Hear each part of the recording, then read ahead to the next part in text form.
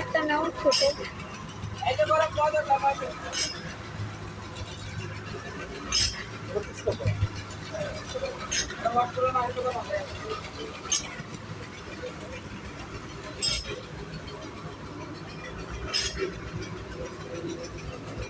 গরম মালা খেতে হবে না, একদম গরম গরম রসগোল্লাটা ভালো একদম গরম।